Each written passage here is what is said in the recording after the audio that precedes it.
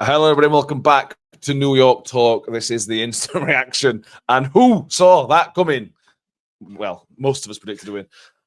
For the first time in 55 years, Rotherham United go to Barnsley, go to Oakwell, and come away with 3 points. History, Mick, is... Well, it's not really history anymore, is it? Because that doesn't exist as a thing. I think it's precisely that. It is history. And it is confined to history. Yes. Like the Bramble Lane record. Now Barnsley's in that same bin. So congrats. Well done, Dingles. Welcome to the club, Barnsley, of getting beaten by Rotherham United. As the IUFC tweeted out, I think straight after the game, we're the only club in South Yorkshire to go to the other team's ground and win in the last decade. In all of them in South Yorkshire. In all of them in South Yorkshire. Yeah. Pride of South Yorkshire, Rotherham United. Yeah. We're going to talk about the game a little bit, which is difficult because it was a terrible game of football up until kind of the late changes that we made, Mick. But is it a fair result? Because Barnsley had a lot of the ball. They did jack with it. They did nothing with it. They posted it first couple of minutes, first seconds from McGoldrick, but we just didn't settle. And I'm not saying we were good. No, we weren't. But defensively, I suppose we were, because we restricted them to nothing. Yeah, I think defensively throughout the game we were all right. I don't think anybody had any problems at the back, but then they didn't have any. They weren't caused any problems, were they? No, it's true. Like you said, they hit the post in the first. I don't know whether it was first minute or second minute or whatever it was. Yeah. And at that point, you're thinking, it's going to be a long old afternoon. This. Yeah. And they did what the vast majority of League One teams do. Nothing. They played it about a little bit. They played it. They played the ball really quickly, and their approach to the final third were pretty decent in times. But from that point on, as with everybody else, absolutely useless. Yeah. Useless. Well, they were. Yeah, they were. I don't think you'll get many Barnsley fans disagreeing with you today, to be honest. No, and I'm not saying it for clicks or for spite or for anything else, because we have been pretty much the same a lot of the time as well. So it's not just Barnsley or anybody else. It's the vast majority of teams in this division.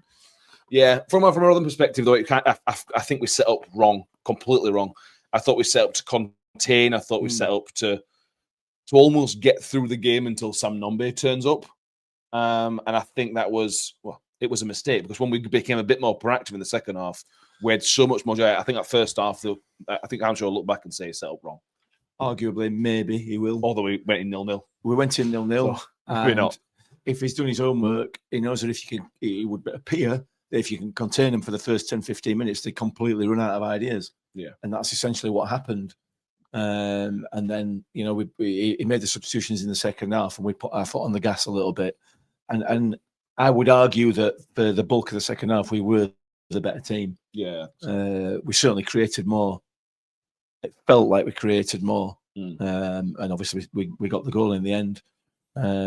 So I do like the way Barnsley moved the ball. And I wish we could move the ball that quickly, because if we could, we'd be a much better side than we are now, because we do create more, I think. Yeah. Over a period of the last few games, I'm not necessarily talking about today. Yeah. Yeah. We'll come on to some changes, some shoots which impacted the game. Let's just talk about the goal, Mick, because with 4 minutes in, we're not touched on Cian Spence. He is the Ben Wiles of this game, scoring a great goal to break the duck in a 1-0 victory. He also, I'm certainly at the bar. Somebody's told me he didn't, but I'm certainly at the bar just before that as well.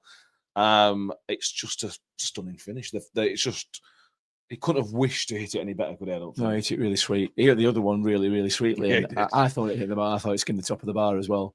I might be wrong, don't know, but he caught that even sweeter, I think. Yeah. In fact, probably too sweet. But yeah, it's a great finish.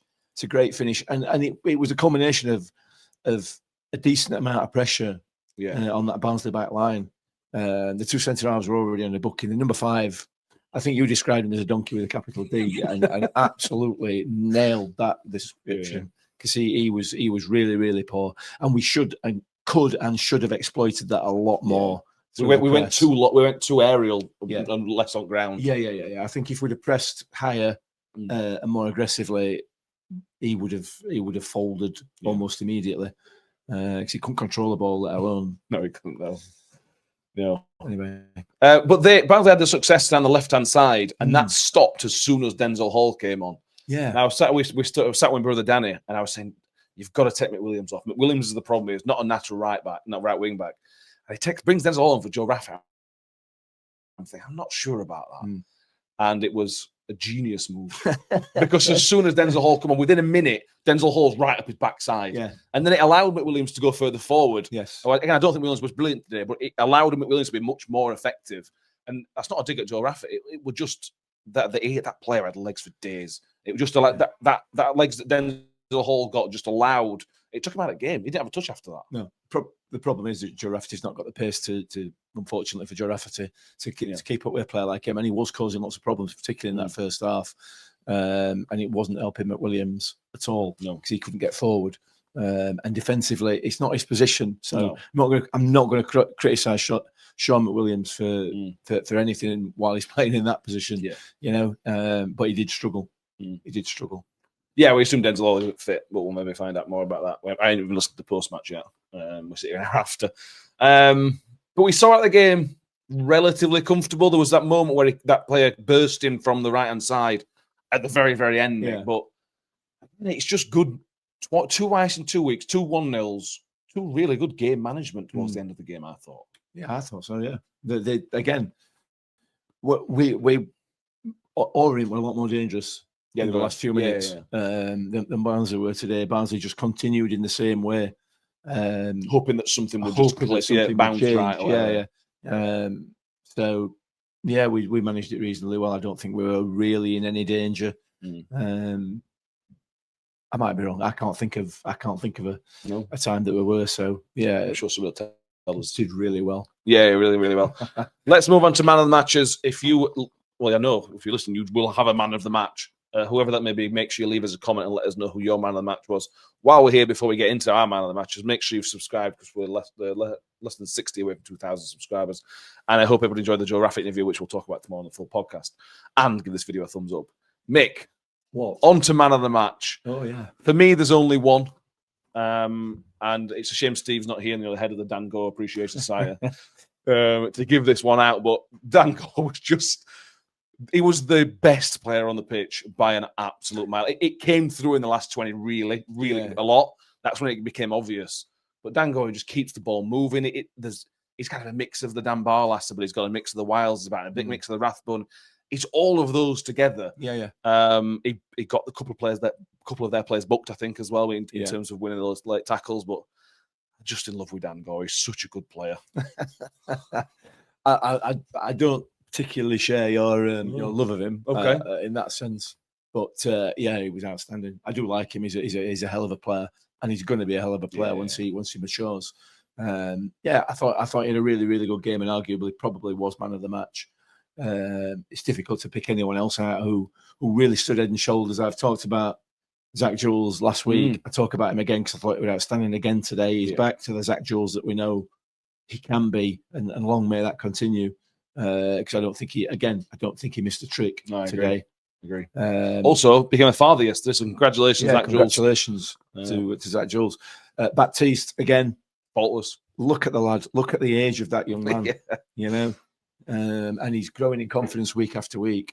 So he's cut out those mistakes already. So 3-4 games ago, he's cut those mistakes out really quickly. Absolutely. And I think it was Steve who mentioned on the podcast the other night, he's no problem whatsoever in putting that ball into Rose Ed if necessary.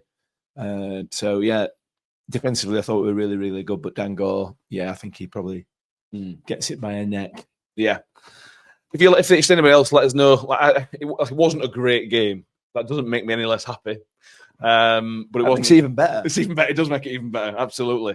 Let us know who your man of the match was, if it was anybody differently. If you're a Barnsley fan, I'm sure you won't pick any Barnsley players for that match, to be honest with you. So let us know who you think your Rotherham man of the match was as well.